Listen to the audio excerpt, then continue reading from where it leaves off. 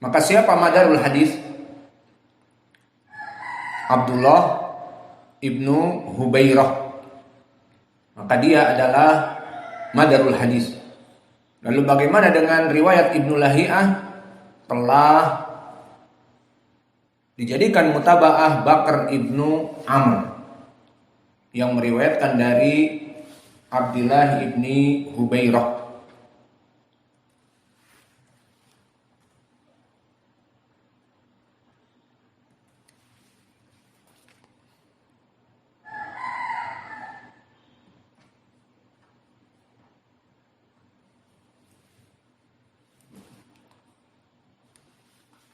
Maka hadis ini disahihkan oleh Syekh kami Muqbil Al-Wadi'i dan para ulama yang lainnya. Maka inilah dari surut at-tawakkul. Dan poin pendalilan di dalam ayat ini, mereka para nabi langsung mengatakan, maka hanya kepada Allah lah kami bertawakul. Di saat mereka dijadikan oleh Allah menjadi rasul, menjadi nabi,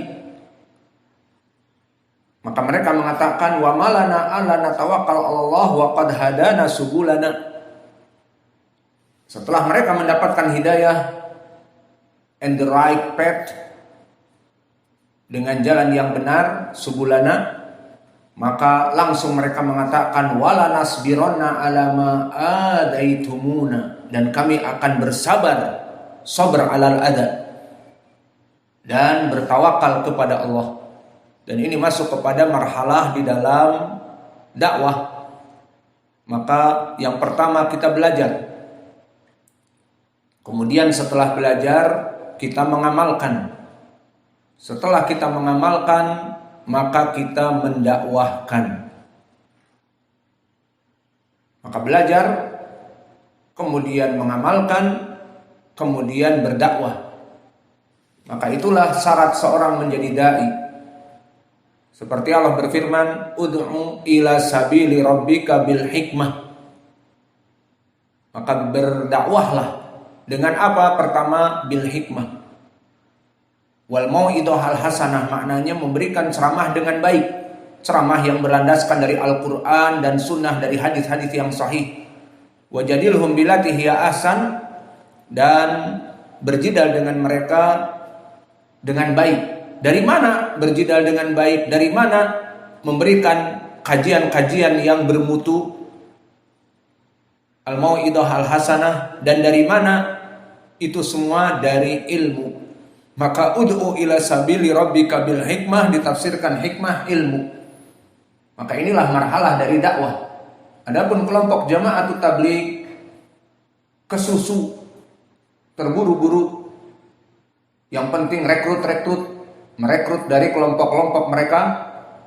Maka dari preman kemarin diajak untuk datang ke masjid kemudian hadir, maka langsung direkrut bahwa jika ingin mendapatkan pahala yang besar, coba Bapak keluar dengan kami besok ya ke masjid fulan. Nanti kita susun siapa musyrifnya Bapak, dan Bapak nanti di masjid itu 3 hari. Apa yang mau dilakukan? Karena orang ini tidak tahu apa itu tauhid dan syirk, tidak tahu apa itu bid'ah dari sunnah. Maka mereka tanpa ilmu. Maka inilah kenyataan. Tidak dibela. Mereka belajar, mereka punya pondok besar di Temboro dan sebagainya. Itu hanya sebagian yang memang belajar di kader. Namun kenyataan yang ada, mereka merekrut orang-orang baru untuk ikut bersama mereka. Dan itu pun kenyataan di saat mereka pergi ke IPB, bukan Institut Pertanian Bogor, bukan pergi ke Bogor, tetapi India, Pakistan, dan Bangladesh. Maka mereka jika pulang dari IPB di Pakistan 2 pekan, di Bangladesh 1 pekan, di India sebulan, 2 bulan, pokoknya di IPB, pulang ke Indonesia gelarnya mendekati Syekh, mendekati Ya Maulana. Karena telah datang ke IPB. Lalu jika kita rujuk apa yang dilakukan di IPB, itulah. Dia tidak bisa bahasa Bangladesh ataupun Pakistan, bahasa Urdu tidak bisa. Akhirnya dia pun yang penting berputar-putar seperti rekrutan-rekrutan yang ada di Indonesia. Ikut maulana mereka, membawa kompor, membawa kasur, membawa beras dan sebagainya. Yang penting ikut jalan-jalan dan sebagainya. Maka pulang ke Indonesia di-upgrade menjadi 4 bintang, 5 bintang. Maka kadang-kadang kita lihat sendiri kenyataan yang hanya belajar di Temboro dan bacaannya mengikuti tajwid karena dia belajar memang dari kecil di sana, itu kalah pamor dengan orang tua yang bacaan tajwidnya belepotan, Al-Fatihah saja belepotan. Namun kenapa dikedepankan menjadi pemimpin dakwah, menjadi musyrif, padahal jadi imam pun tidak cocok karena bacaannya salah? Karena dia keluar dari IPB, India, Pakistan, Bangladesh. Maka seperti Maulana dan sebagainya. Alhasil itulah kenyataan yang ada. Maka dakwah kita ahli sunnah harus berlandaskan ilmu. Maka di sini para nabi mereka mengatakan wa malana alla natawakkal Allah wa qad hadana subulana. Ini modal dari mereka. Allah memberikan kepada kami hidayah dan memberikan ilmu-ilmu kepada para nabi dari kutub-kutub dan suhuf-suhuf. Maka dari sini mereka berdakwah dan mereka bersabar. Maka dari tingkatan setelah dia berilmu dari hidayah di sini, kemudian berdakwah, dan yang puncak tertinggi as-sabr 'alal adza fihi. Dia melaksanakan kesabaran dari dakwahnya. Dan ini yang disebutkan Syekhul Islam Muhammad ibn Abdul Wahhab di dalam muqaddimah dari Al-Usul As-Salasah, bahwa yang pertama dari penuntut ilmu belajar, dan itu syarat. Ud'u ila sabili rabbika bil hikmah. Qul hadhihi sabili ad'u ila Allah ala basirah ana wa man ittaba'ani. Dan di dalam surat Yusuf Allah mengatakan, maka inilah jalanku yang lurus dalam dakwah. Ana wa man ittaba'ani. Aku bersama yang mengikutiku. Apa? Ala basiratin. Di atas petunjuk. Maka di sini ilmu yang pertama. Yang kedua, setelah mendapatkan ilmu, al-amalu bih. Sesuai di dalam surat wal asr innal insana lafi khusrin illa ladina amanu wa amilus solihat. Setelah tertib amanu, mana dalil ilmu? Di kalimat amanu. Mana dalil ilmunya? Berilmu dulu baru melaksanakan amal soleh. Tidaklah seseorang beriman kecuali hasil dari ilmu. Iya apa tidak? Seseorang meyakini hari kiamat akan datang. Dari mana dia tahu? Dari ilmu. Keyakinan itu dari ilmu. Kenapa kamu melaksanakan sholat? Ibadah. Diperintahkan oleh Allah. Dari mana itu semua kamu melaksanakannya dengan yakin? Dari ilmu. Maka di dalam surat Al-Asr, tartib dari ilmu dan amal dan berdakwah, al-amr bil ma'ruf wa nahi 'anil munkar wa tawassaw bil haqq wa tawassaw bis sabr, dan yang keempat untuk bersabar alal adafi. Maka pendalilan ilmunya adalah al-iman. Tidaklah seorang beriman kecuali samarah, buah daripada ilmu.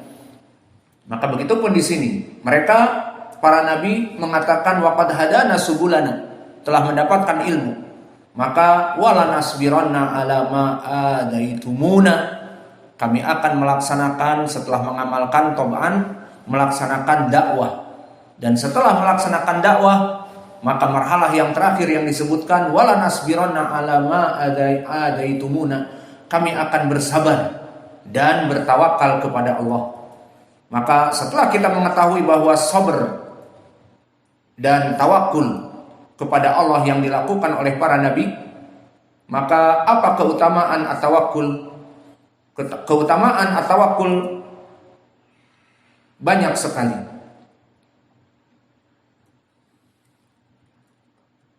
Pertama, min asbabi rizq, seperti di hadis Umar tadi. Lau annakum kuntum tawakkaluna 'ala Allah haqqa tawakkuli la ruzaqtum kama yurzaqut thair. Akan diberikan kemudahan dalam rizki. Maka da'i ilallah, jika kalian ingin berdakwah, dan ini adalah nasihat kami dan ini yang kami lakukan di saat kita berdakwah di Ma'had Muqbil Al-Wadi'i. Kenapa kita sampai this time gratis? Tidak ada murid baru itu membayar uang SPP, uang pendaftaran, uang bulanan, kecuali karena kita belum mampu untuk memberikan makan untuk dirinya sendiri. Itu pun ada sebagian yang free, ada sebagian yang bayar setengah. Intinya kita berta'awun di sini. Maka tidak ada dari murid-murid kita yang maaf dikeluarkan. Kenapa? Tidak bisa bayar SPP, aib sekali. Apalagi dia tinggal di pondok, bapak ibunya memberikan makan, kemudian dia berkeliaran di pondok lari-lari. Kenapa nggak ikut pelajaran? Tidak boleh karena tidak membayar SPP bulanan bla bla bla. Padahal dia di pondok. Kenapa tidak dirangkul? Karena kalau begitu nanti semuanya akan gratis. Alhasil, alhamdulillah sampai this time pertama kita buat dakwah, sampai this time kita bertawakal kepada Allah. Yang penting kita mengajar. Maka yang mengajar di sini tidak mendapatkan uang dari SPP, nggak ada. Dari mana dia makan pengajar ini? Allah. Maka alhamdulillah pengajar di sini istrinya 3 ditambah oleh Allah jadi 4. Maka biaya hidup semakin tinggi. Alhamdulillah masih bisa makan minum dan we still alive. Alhamdulillah kita masih tetap hidup, tidak mati kelaparan karena tidak ada uang masukan dari SPP, uang bangunan. Makan dari mana? Dia mengajar setiap hari, bahkan mungkin mengajarnya lebih banyak daripada orang-orang yang digaji per bulan. Alhamdulillah. Maka di sini min asbabi rizq tawakkul itu. Ya adalah kita bertawakal Allah. Tapi bagaimana makan mukafaahnya pengajar? Pengajar untuk santri, juga pengajar untuk santriwati. Bagaimana mereka makan? Allah bisa kita hidup. Untuk tulab saja, untuk makan mereka ada yang gratis, ada yang kurang. Maka kita menombok misalnya untuk makanan santri.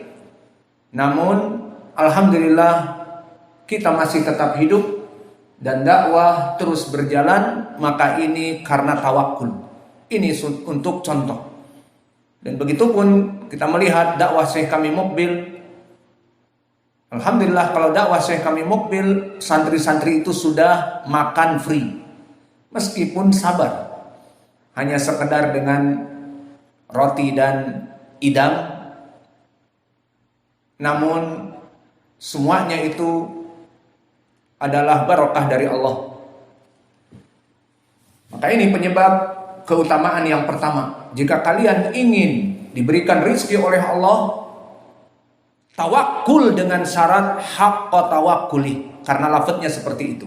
Seperti burung, tidak mempunyai ijazah. Bagaimana dia cari kerja untuk memberikan sesuap makan kepada dirinya dan kepada anak-anaknya. Tidak ada ijazah, tidak makan bangku sekolahan. Namun dia keluar dari sarangnya, tawakal kepada Allah. Maka Allah bimbing, di sana ada cacing, di balik pohon itu ada ular, dan begitu. Akhirnya setiap hari temboloknya penuh dan anak-anaknya bisa makan dari rizki dari ibunya. Maka anaknya pun diberikan rizki oleh Allah dari ibunya dan sebagainya. Maka semua itu contoh bagi kita. Jika kita bertawakal kepada Allah dalam berbagai hal, baik dalam keadaan menuntut ilmu, tawakal. Dalam keadaan berdakwah, tawakal. Maka Allah akan memberikan kepada kamu